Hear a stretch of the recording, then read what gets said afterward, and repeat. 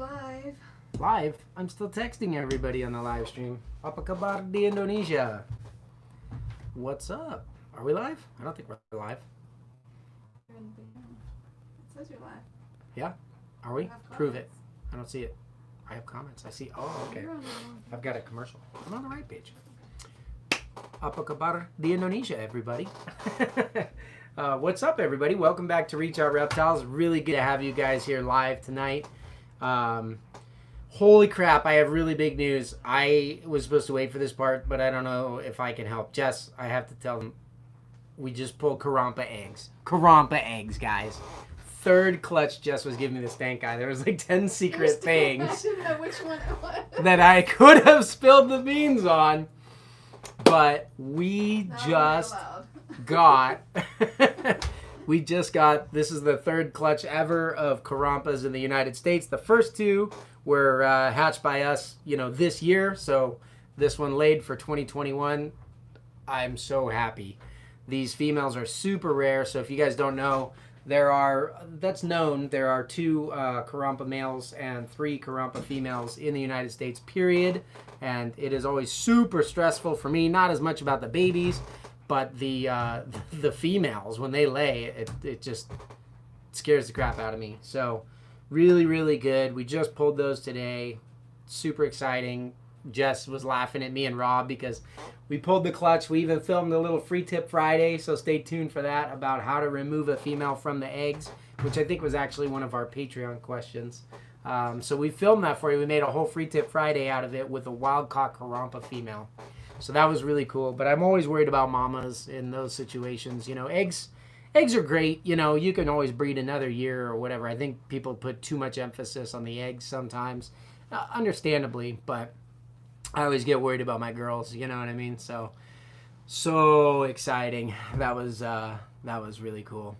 But anyway, and that's actually our second clutch of the year. So we're off and running since we saw you guys last. That's exciting. It's always terrifying for me this time of year. If I don't have any eggs yet, I'm like, all my snakes are broken. And I just have to remember back to like all the decades of myself telling myself that, to remind myself from myself that isn't true. Does that make sense? Remind yourself from yourself. Yeah, exactly. So anyways, happy hump day, everybody. Wednesday night. Here we are in the live. This is the way that this thing works. I do these live videos on Wednesdays just so that I can connect with you guys. I love seeing all the comments over here. It's really entertaining for me to go sit down and watch all those comments later, all the live stuff that comes up. But I would love to interact with you as well. So we do that in 2 ways. Way number 1, if you're not a part of our Patreon community, you got to check it out. It's super fun. There's a lot of cool stuff that goes on there. A lot of inside conversations. And really just connecting with the other people that are patrons of this channel is pretty cool, because we have some really good a really good network of involved super dwarf interest people on there. So if you're into super dwarfs, it's definitely something that would be worth joining. But what we do is we actually take questions based on what we're talking about on Wednesday nights there from our patrons, and so you guys get to be kind of the sample size for what we're going to talk about. And then we are always happy to be interrupted by each and every one of you should you choose to do a super chat. We started out with me dancing, and then that got kind of slow because I was like, I don't know, and it just never sped back up. So usually it looks something like this, and I do the super chat dance, and then we'll drop everything and answer your question as soon as is possible and go with that. So without further ado, Jessica, what do we want to talk about tonight? Oh, do you guys want to hear about the sale? Yeah. Yeah? Okay. All right, so we've been doing a sale like all through November. I'm pretty excited about this just because I don't know why. I like the holiday sale stuff, and so this is it. Chris, woohoo! Karampa time, baby. You know it. That deserves a good spin. That was good. Okay. Karampa time, baby! Holy smokes. All right. No, that was really excited. I'm super stoked. But yeah, as you guys know, thank you, Chris. As you guys know, we have been doing a different sale every week throughout the month of November. I think we have 2 weeks left after this week on the sale. But this week is our most extensive sale so far, meaning that every single animal that you buy before Friday at 5 p.m. Eastern will be on sale. And the way we're doing it is this. Any wild type animal or normal, looking animal, we're only counting visuals, is going to be $50 off. So if we have, I think the cheapest would be like a dwarf, super dwarf cross male, something that might get 8 or 9 feet, normally $350, $300 this week. And you guys know we do free shipping for friends and family. So if you PayPal us and you use friends and family, that'll save you another $50 too. So it could be all the way down to 300, or I have, what's our most expensive normal? I think we have one Jampea female that's 100% head anery. So she's $3,500. You can get her for a whopping $3,450 this week. So, but it'll cover any wild type appearance animal, whether it's a pure locality, a more like a morph cross, maybe a head albino or something. That would be $50 off. Where's your available list, Jacob is asking? We don't have a ready, set, go availability list, things for people to browse. We don't advertise and stuff. Email us info@reachoutreptiles.com. Tell us what you're looking for. Guys, availability lists are terrible, terrible places to buy dwarf and super dwarf retics because the dwarfs and super dwarfs are all about bloodlines.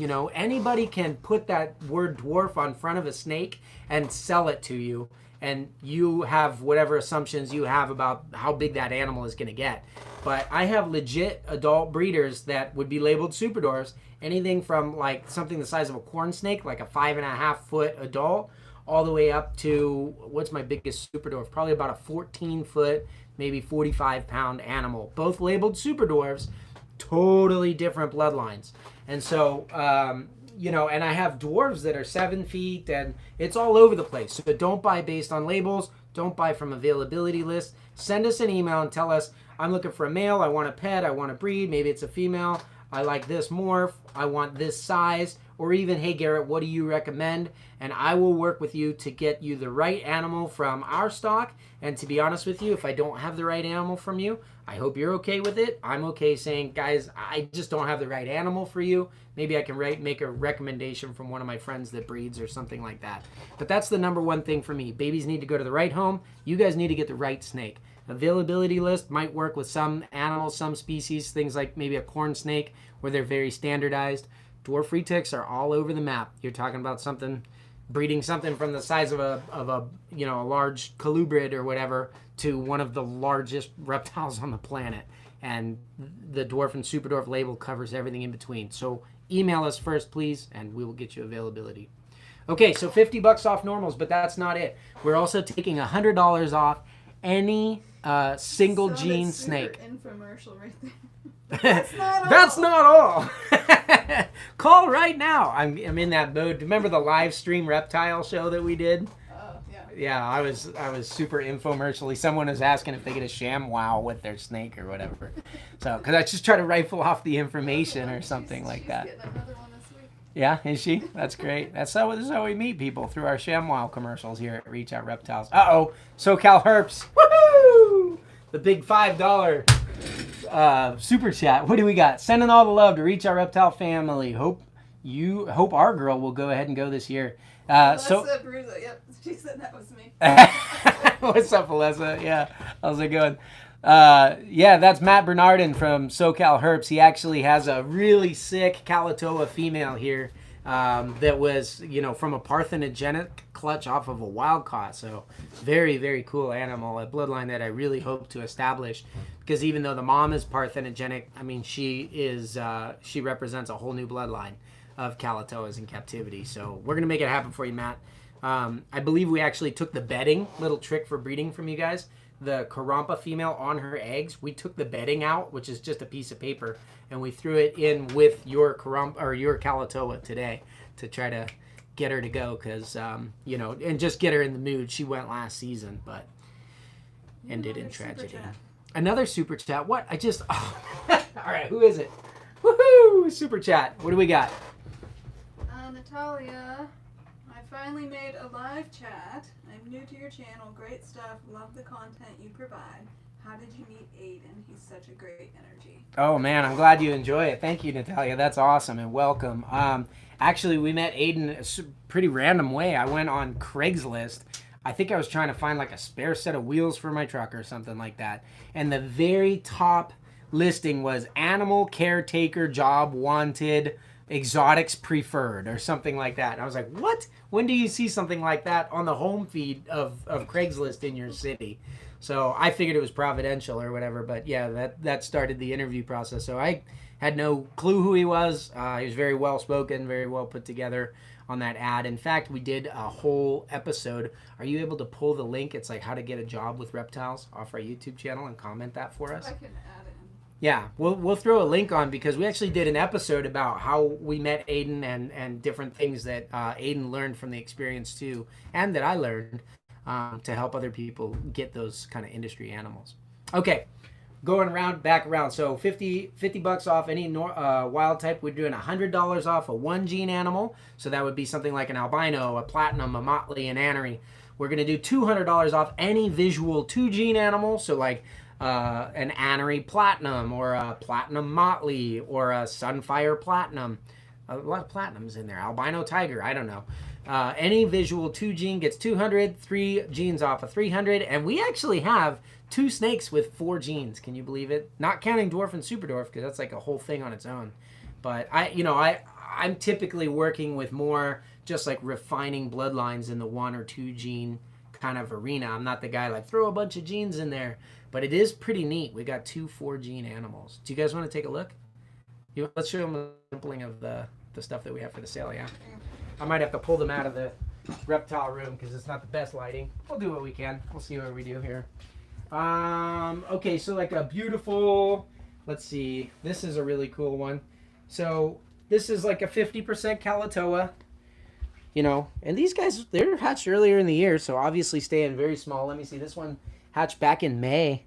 So what is that? 6 months old? 7 months old? Standard 50% Kalatoa. They vary a little bit, but they're 300, 350 on sale, something like that, maybe 400 if it's a higher percentage one.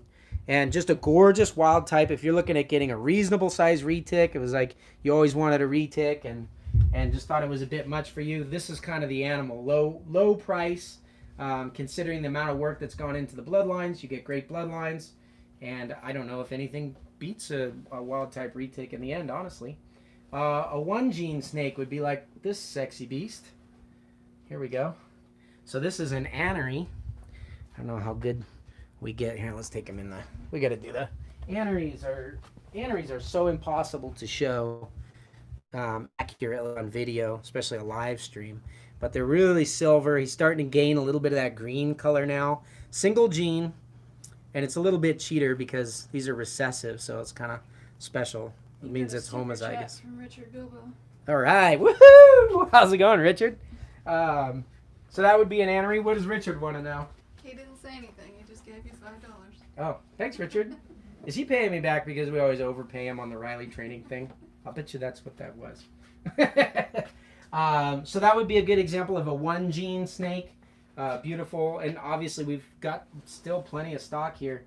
This is probably, I think, maybe some of the spectacular kind of 2 genes in one snake that you can get around here for dwarf and super dwarf.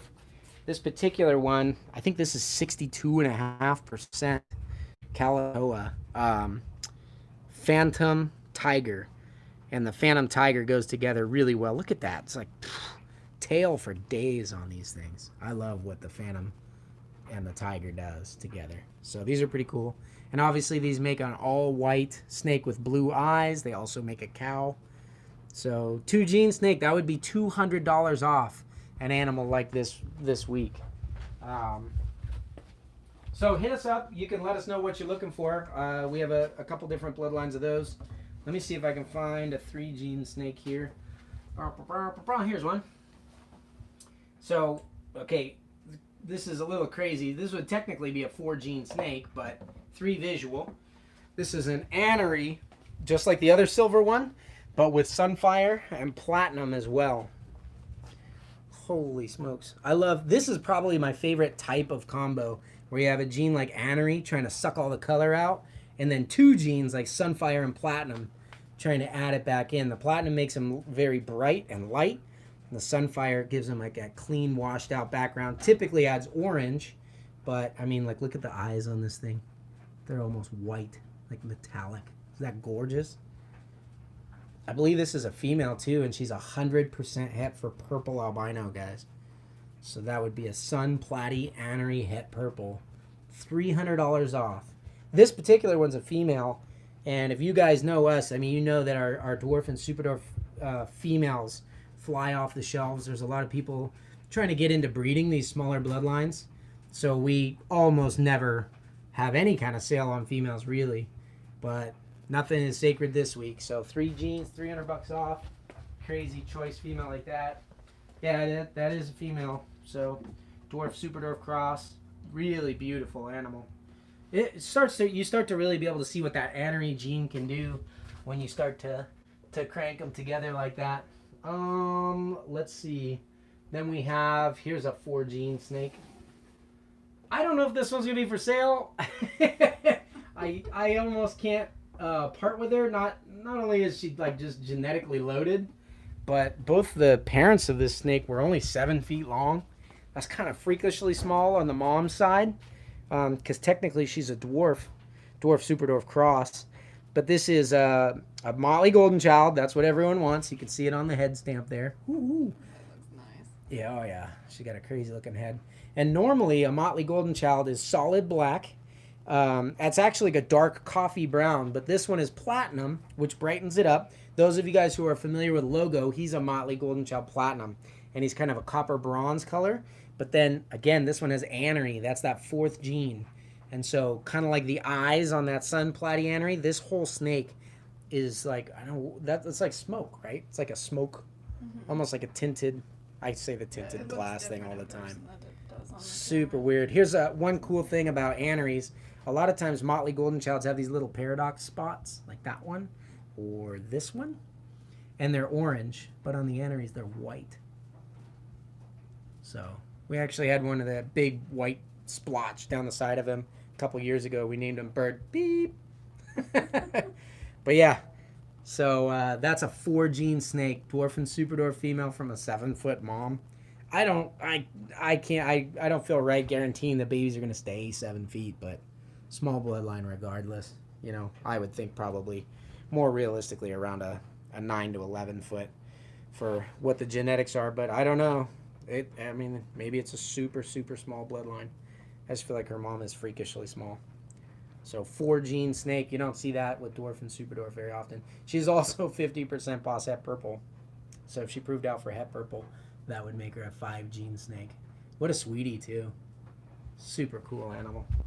So $400 off, and that's a stellar female. The reason why I say I don't know if she's going to be for sale is, I mean, she's definitely for sale, you know, at least until Friday at 5 p.m. I have another one that is one of my personal holdbacks. Well, I'll show her to you over here. Someone is begging me for it, and I kind of thought, oh, I don't know, maybe sort of, kind of. I suppose I could let her go.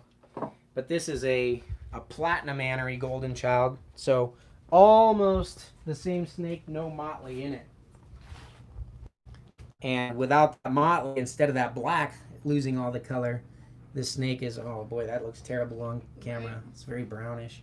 In person, she's like she's a very silver gray with a green wash over her. There's like no brown tones whatsoever.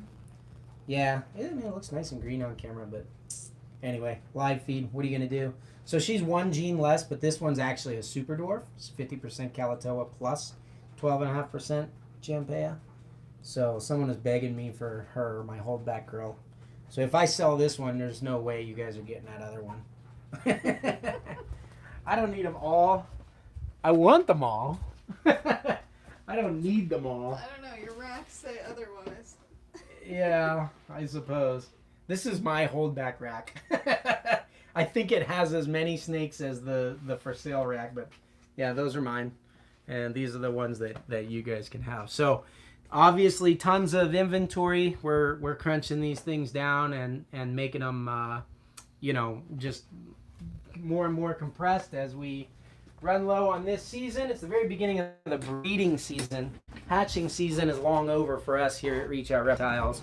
But like I said, we have got eggs in the incubator now. For the next round, those will be due to hatch out like end of January. So if you're thinking about getting something, you know, grab it quick. The other thing too, I think I mentioned this on the last live feed, you might want to, whether it's from us or from anyone else, if you're buying a reptile this time of year, first of all, make sure the weather is good. But secondly, probably ask the breeder to hold it until after New Year's, after the Christmas vacation.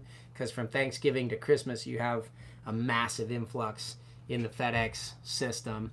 And there's just so much, you know, so many things going around that, yeah, it's a little bit crazy. So, Patreon questions? Yeah, let's hear it. What do we got? Patreon guys, let's hear what you got. Anyone else want to jump in? Throw us a live chat and we'll go from there. Okay. Ted and Indy Snake Shack. Okay. They said if you sold an animal and 3 months later the buyer comes back saying it's not well or has passed, how would you want to deal with this? Ooh, okay. So customer service question. You know, I mean, I think it's a really good thing to be very clear and upfront with your policies on that. So for us, our policy is a live arrival guarantee. I guarantee that that animal is going to get to you correctly sexed, healthy, and everything, and alive. After that point, it's not like, hey, you're on your own or whatever, but after that point, my obligation to you is done.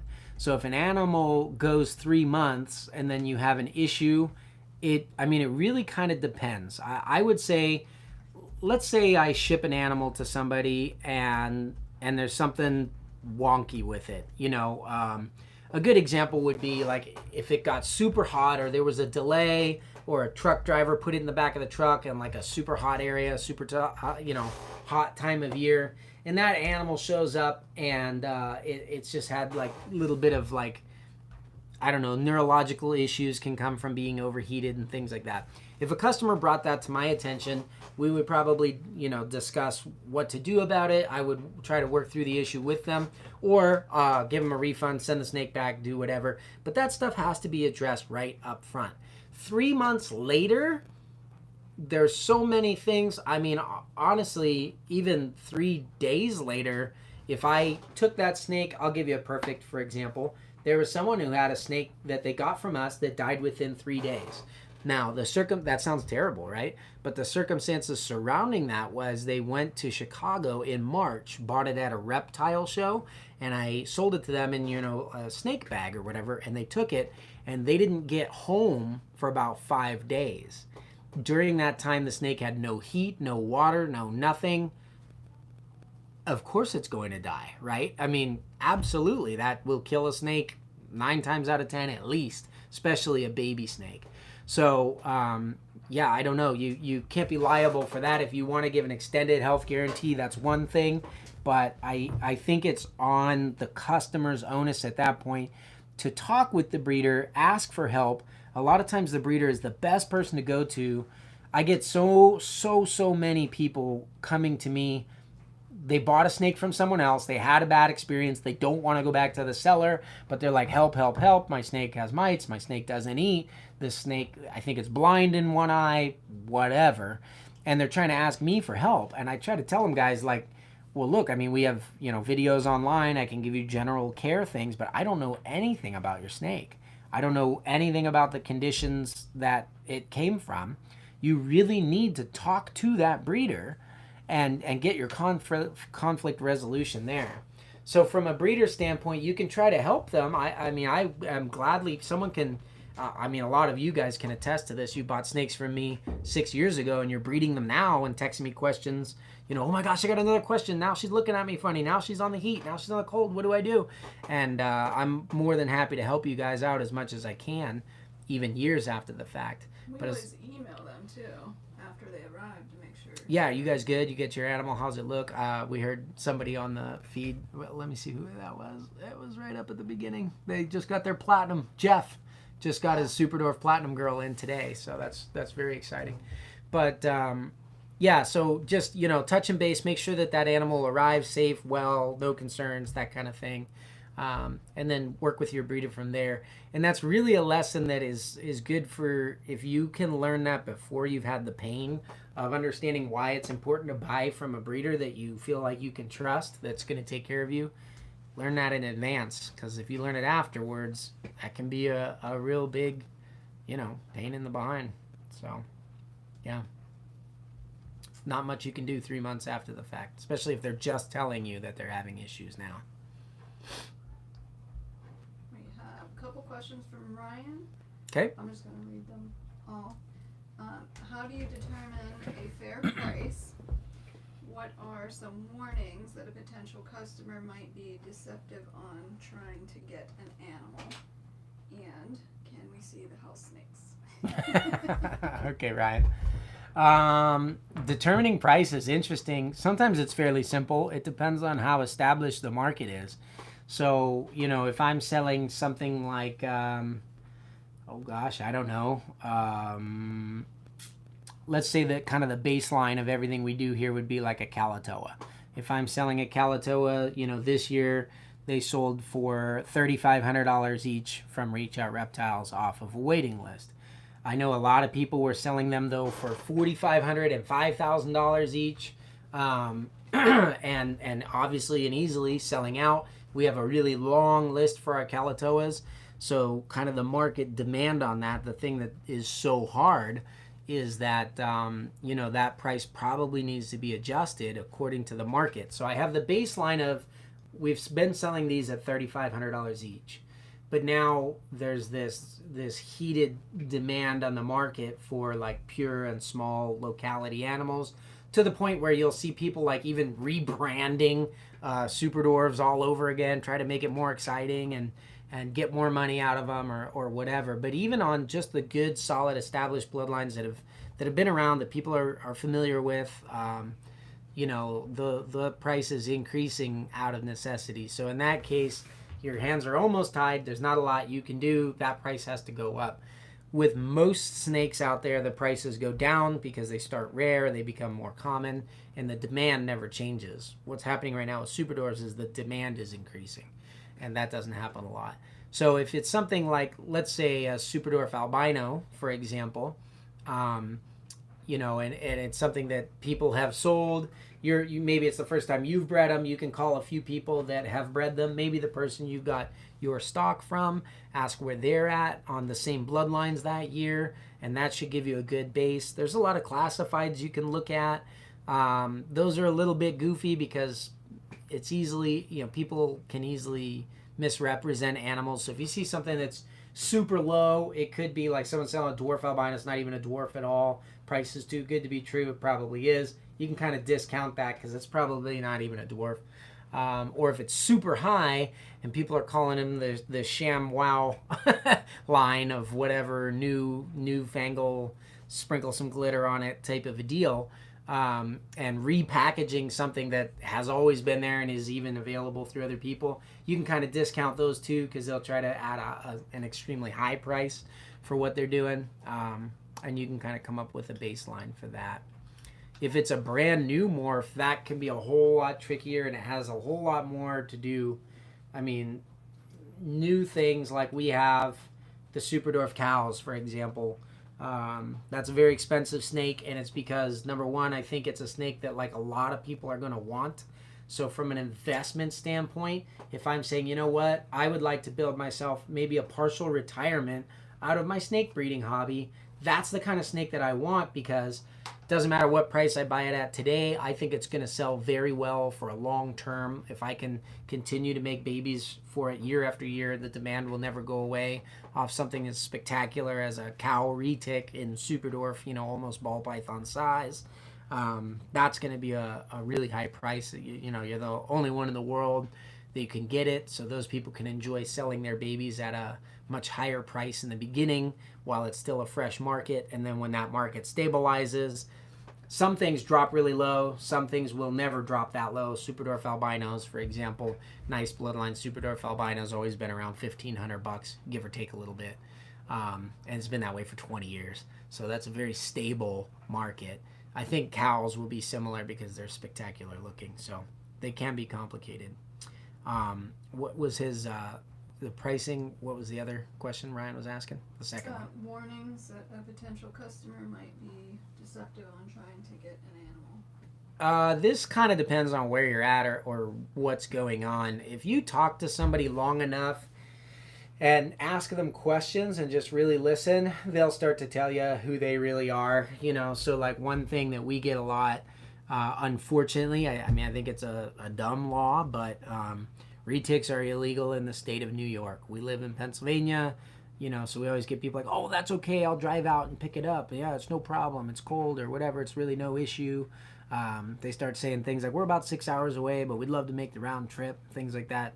Starts to sound like they're coming from New York. You know, you can check, I just check the area code they're calling from, ask them other questions on stuff, tell them I want to send them some stickers, where can I mail those to, whatever. You can kind of sniff that stuff out if I suspect they're trying to take our animals there, which once they do, it's out of my hands, but at the same time, if those animals are confiscated, they'll be killed, so I want to take the responsibility where I can up front to keep that from happening.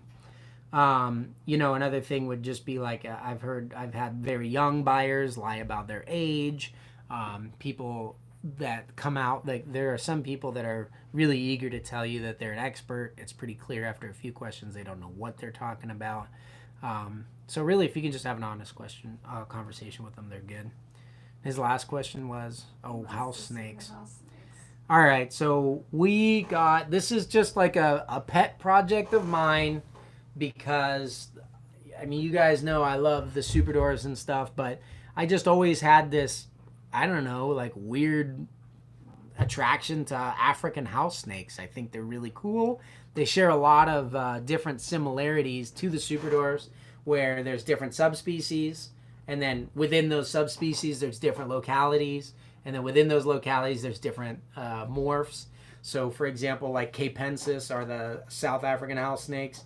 I've got KwaZulu-Natal locality, which is like a super bright red one, and then there's like T-positive albinos and hypos and things. Well, let me show you. So I can do a lot of it, and house snake breedings don't currently really run this way, although some of the best breeders in the countries are doing this, where they're tracking bloodlines and stuff. So let me show you an adult. This is my adult breeder, KZN if you want to be South African about it, but this is KwaZulu-Natal locality Capensis. And so this is a very, like a brick red animal, you can see, and this is an adult female multi-proven breeder. The males are even smaller. Let me show you. Don't they look like little children's pythons or something? I just think they're cooler. I don't know why I think they're cooler. They have a very python head. This is an adult breeder male. They're so teeny. They're so cute. Look at that python little head. Super active, super inquisitive. They really are like tiny, tiny ones. Olive pythons. I think they're cool. I like the Australian olives. Those are really pretty. But they're super limited and very niche. Like I said, I can do localities, subspecies, morphs, and everything with these guys. So let me see if I can show you. So here's another subspecies of African house snake. This is a Tanzanian striped house snake. These are becoming very difficult to get. And I just bought up the rest of the available ones from the breeders I like. So this is a Tanzanian stripe. They got a bright stripe down the back. And they have these kind of like little bugged out eyes, especially as they get older. I don't know if you guys can see. They have really big eyes. Makes them super cute. Look at those cute, just nice painted stripes. I was less impressed with these until I got them. Now they're probably some of my favorites. And then there's one that is, I was talking about bugged out eyes. This is actually called a bug eye. This is another species that's pretty cool. I thought those were your favorite. Well, I thought they were going to be when I bought them, and then the Tanzanian stripes have won me over. So the bug eyes are just cute because they have like these frog eyes. I don't know, can you focus on that? Look how big those eyeballs are. I don't know how easy that is to see, but Google bug eye house snakes. They're pretty cute. these giant things. But the Tanzanians are just a really nice, beautiful chocolate brown, and those cool eye stripes go like 3/4 down the way down the body. So that's pretty cool. But like the KZNs, I said those are the South Africans. So we have, this would be a normal South African. And I'll show this to you, but I'm not telling you the genetics. It's a double het recessive something something. And I'm just not really... I mean to take these guys pretty far. And they're just going to be a pet project for me. But this is kind of your standard. So you can see it's much more like a brown and spotted than that KZN was like a really bright brick red. And then they have a lot of different morphs that are common in like, you know, say corn snakes or something. But it's pretty fun to see the difference. By the way, that little guy I just showed you, that's 2 years old. So these things are just teeny tiny, which is also part of the fun with a side hobby species. Just like the Superdorf retics give you the reticulated python in miniaturized size. These things are just so easy. You know, if you have babies, you can, you know, your kids' friends can have them and stuff like that. So let me show you an example. This is actually a sun glow. So it's the cape that I was showing. This is a hypo albino. It's a T positive sun glow. So they're a nice light bright one. But with the KZN locality, this is the project I'm really into. See this super reddish one? This is actually that KZN red bred into the T positive albino. And you can see how much more red that animal has. And these are now starting to be tracked, just like we do the localities on the Superdors, which is really cool. So they're working towards, you know, a better version. You silly girl. In other words, they've taken now 50% KZN reds, bred them back to the pure KwaZulu-Natal locality, so that they can get 75% KZN red head albinos and stuff like that. So it's pretty cool. So that's what I have here for now. I'm definitely going to be getting some more. I was telling the breeder that I like to work with, I said, you know, like I like to give something like a real try. If I'm going to try it, I don't want to just like get one and see what happens. Wind serpents. Is that part of the nice. I don't need them all plan? Yeah, I need them all with the house snakes because they're so small. Like, what's the difference? Like, I don't even notice they're here. They're too easy to take care of. But they're super cute. I just like them. They're just like, you know what they're like? They're like little living Tamagotchis. You guys remember those? They're like so tiny, so cute. I mean, that adult ball python breeder tub is like, you could set that sucker up with bioactive and all that kind of stuff. They're big enough that they can eat pinkies and stuff when they're born, which is great. But other than that, they're as small as can be. So pretty cool. And they lay a bunch of eggs, and so it's a lot of fun to work with them. And I want to just see how far I can take it as far as breeding the locality influences into the morphs that I like. You know, then you got the side of keeping them pure, like the Tanzanian stripes. I would like to keep pure, but just focus on bigger, brighter, wider stripes and giant green eyes, you know, stuff like that. I just think it would be so cool. So, yeah, so somebody's asking about the Okie corn snakes. We've got that kind of stuff, but they have to be like pure, viable, verifiable, like Okie locality animals, not like Okie. That's the whole reason I got into them. It was like corn snake people were calling everything Okie. If it kind of looked Okie or had a tiny bit of Okie. I want them 100% pure Okie. So, and yeah, I'm stocking up on that. What I actually want is Hunts Club Okie, micro specific locale. So, but yeah. Ron has a couple questions. Okay. How much time expected to spend talking to customers? I'm just going to read through them all. Most common customer questions after the availability list. Well, could you recognize that's the first? Is bargaining a normal part of the process? And what is the average cost to ship a snake? Postage, packing, heat, installation, etc. That's a tricky one. I don't know how you do the average there, but so I mean, you take a lot of time talking to customers, especially the way that we do it. Normal people or Garrett? I take an extra long time talking to customers. That's going to really depend on your business model. There are a lot of people who they just trying to turn them and burn them. You know what I mean? They post availability everywhere. They just want you to click to buy now. They'll box it up and send it to you. You know, they get upset if you ask for a picture of the exact animal, that kind of thing. We don't do that.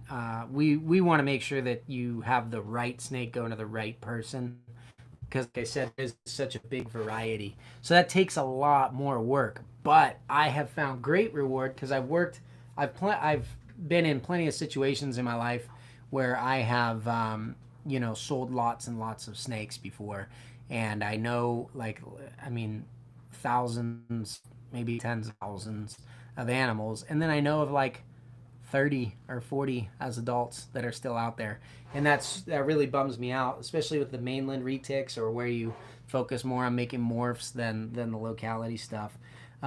So now with the super dwarf stuff, I love that I still know where almost all of my animals are.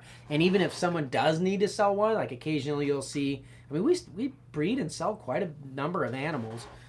So occasionally something happens, life situations, whatever, where someone has to sell it. But let's say they put produced by Garrett Hartle, Reach Out Reptiles. They throw that thing up on a classified somewhere. Those animals get snapped up right away. They're cherished. So I'm really, really proud of that, because it means that what I'm doing to build intrinsic value for the animals is working. So it's worth it. Some of the most common questions are usually the ones where people, they just need some education, so they say, okay, so if it says super dwarf, that means it's going to get 4 to 6 feet, right? And I don't know where everyone hears this 4 to 6 foot size range, or maybe they'll say 6 to 8 feet, which really super dwarf, it's a marketing term, so there's rules to the way it can be applied, and certainly people cheat even on those rules. But even if it's legitimately called a super dwarf, doesn't mean it's going that, let's say a super dwarf albino, whose mom was, 16 feet long or something, it's not going to be the same size as what you read about a super dwarf when they're referring to pure Calatoas and they're giving you those expected sizes. So a lot of it's just educating people. I try to use the videos that we do as an asset and a tool that people can just grab a video link and say, here's a really good explanation of it. And whether it's, what do I do if my snake rubs, or, how much does a super dwarf cost, or how big do they get? And you can just provide a video link. So hopefully that's a resource for the community, for time to come, so that those questions can be answered satisfactorily. There was another one before shipping. What was the shipping one? Or before his shipping cost? Shipping cost. Is bargaining a normal part of the process? And most common questions. I think a lot of people do like to bargain. And I don't know. I mean, it's up to the seller. Whatever you can do. I've had a lot of angry customers that they want to come in and they want to bargain. But with us, especially during the hatching season and stuff is going on waiting list, people realize oh my gosh, you have one of those? I got to go get that. And so by the time they're bargaining and we're going back and forth, the animal's sold. So the bargaining is kind of irrelevant. But it just depends. It depends on you and the animal. Some people think that that's a fun part of it. I try to do the realistic price. This is kind of what I want to get for the animal. I'm sure you could find more or less expensive. We're certainly not the top end of the price range, but we're certainly not the bottom either. And so I price what I think the bloodlines are worth, because after 20 years experience, what I know they could sell for, and it's kind of like a no hassle price. But there again, you can get animals for $50, $100, $200, $300, $400 off this week. And so that's a sale or bargaining there. I like to offer pair discounts or, return customers. We really do appreciate that. So I take care of them as best I can. Sometimes I can't let an animal go for less, because maybe there's 10 other people behind them with money in hand ready to buy it. But I like to make sure that our great customers get great animals and things like that. So I don't know. It can be a part of it. I don't know if as a customer, I don't think it's beneficial to you to bargain, because you're well, maybe I can get it for a little bit less. then I think, well, maybe I can give you a little bit lower quality animal or something like that, you know. So I don't know how far it gets you. Most of our customers, like, I want the best possible, so bargaining doesn't really come into that. And then shipping costs are expensive now. It depends on how you do it. We use a much larger box than we need to. You know, a little baby retic fits like right about here inside of one of these boxes.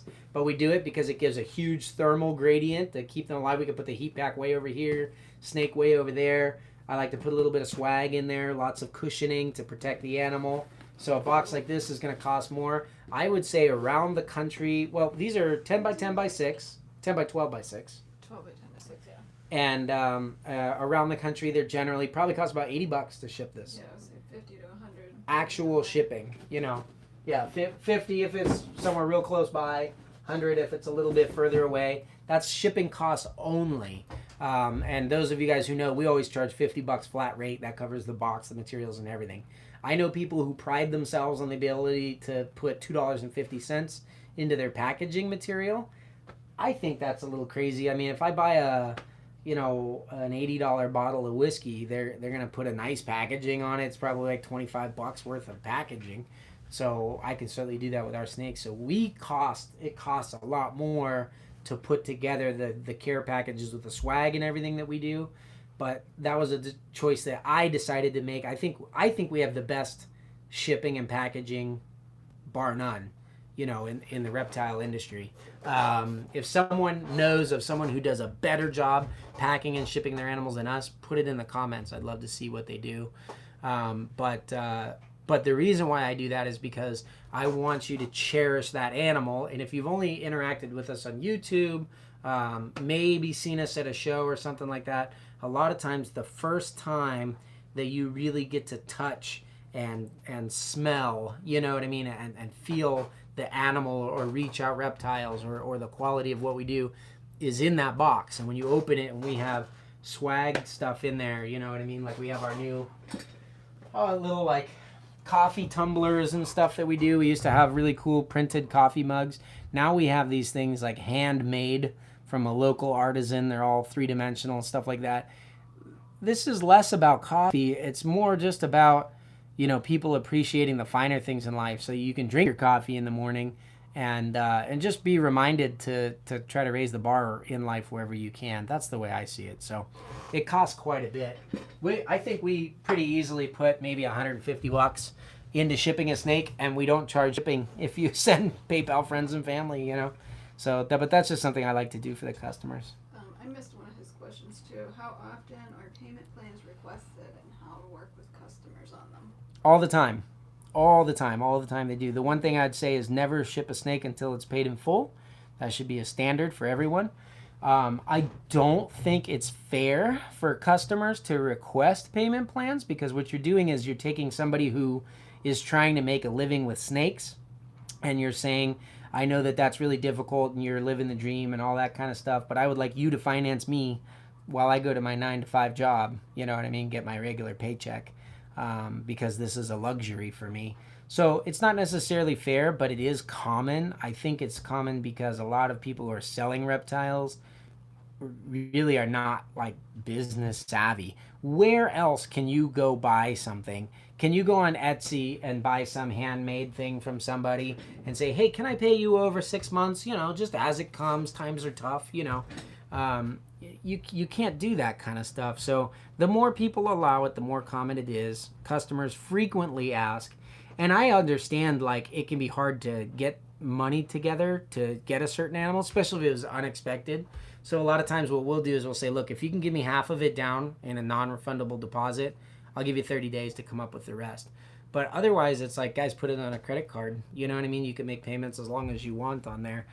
I just can't finance you out while I pay for Jessica to bring you guys these awesome videos while she works late on Wednesday nights, you know? So that's something that you can decide for your business. I think a lot of people are afraid as sellers to kind of stand up for what they need to do. But the more of them that do, the better and stronger the industry becomes. And it's not because it's sellers versus customers by any means. This allows us to provide a better experience for the customers and especially for the animals. Let's get a couple more questions. Joshua says, I like to do a lot of DIY projects, find my inspiration in the most random ways. I'm curious, when doing DIY project, what are some of the things that spark your interest? Super most random ways. Anywhere, everywhere. If you guys watched, there's a recent video we did, I think it was just last week, where I went to the Reptarium because I love kind of the ambience of that. And I talked to Brian Barczyk about how he built those cages. I talked to Brian Kusko about what made his favorite from an artistic standpoint. I even grabbed the keys and went in the back room and showed you guys kind of the behind the scenes of how they DIY'd that together, how you could bring that into your own home. So you can look at other people's collections, pictures online. For reptiles, it's kind of cool. Any kind of like, there's a lot of bird and garden products that are awesome that you can look at really just anywhere. Yeah, like you said, random inspiration. It's fun to look outside the industry as well. Josh also had another question. This goes back to your comments on getting payment in full. Okay. What should I do about being ripped off on a high-end animal? Do you want me to read the whole thing? Well, basically he sold the animal for $1,500 and Okay. sent it before it was paid.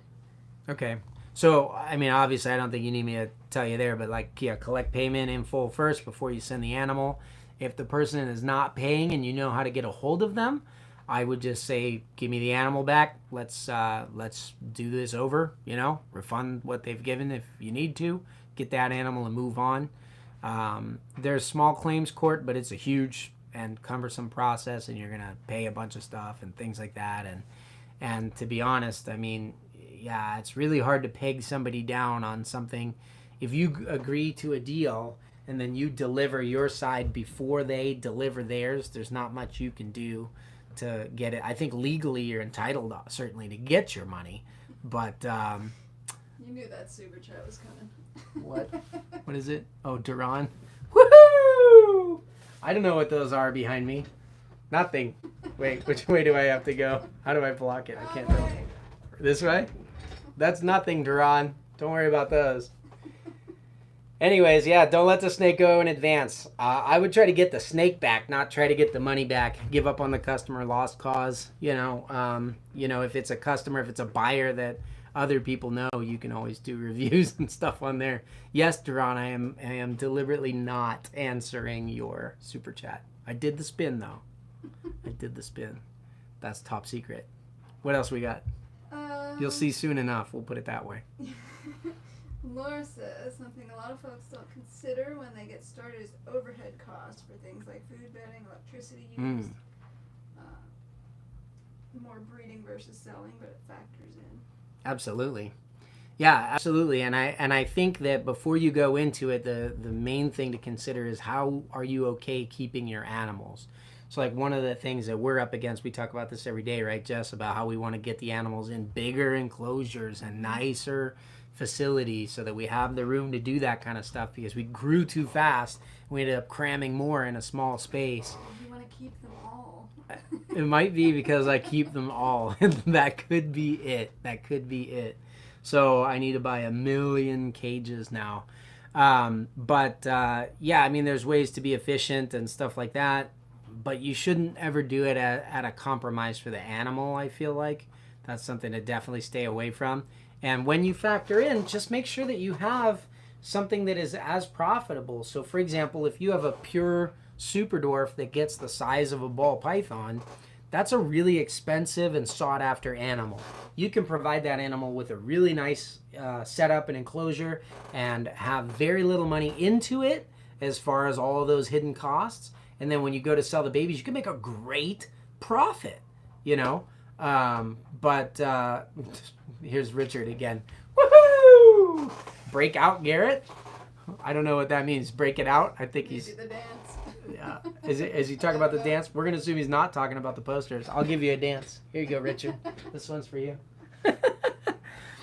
Anyway, but that same snake, if you were to get, like, let's say you bred your pinstripe ball python to your pastel ball python, there's nothing wrong with that, but those snakes take easily as much money and expenses to care for as the super dwarfs do, and you're not going to get all that much out of it. So I would first consider the project you're getting into, and then you don't ever get in this situation where you have to compromise because you're not making money.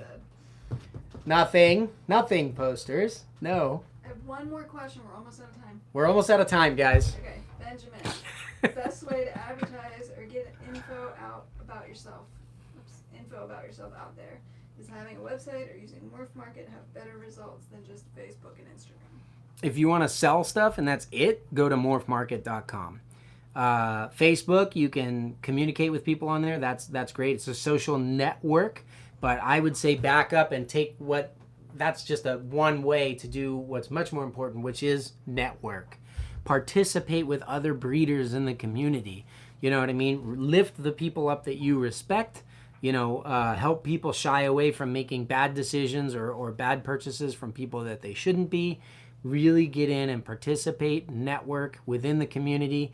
And that's the way. It takes time, but you ultimately will build a name for yourself. And figure out what your principles and goals are early on, and do not compromise on those goals. So, one more super chat. One more super chat. All right, let's see. Woohoo! Who is this? This is Natalia again. Oh, what's up, Natalia? Says, I would pay more for a snake from a breeder that was kept at a higher standard. Absolutely you would. I think every one of us would. Who would want to have a baby snake, be so excited to get it, and then when you unbox it and you finally see it, you can tell, wow, this thing has seen a lot of abuse. You know what I mean? And now, instead of showing it off and showing your friends or your family or online or whatever, you're like, oh, give me a couple months before I show it to you. I need to nurse it back to health. No way. I mean, you do that so much that you learn really quickly. So it really is the best. And to be honest with you, I use my purchasing, I love networking with the breeder of those house snakes. I was talking with him and making him offers that he said him and his wife were up all night discussing one of the offers that I made them recently. That's hilarious. That's super fun to me. You know what I mean? And sorry you guys lost out on sleep or whatever, but that's really cool. I like to share life with these people.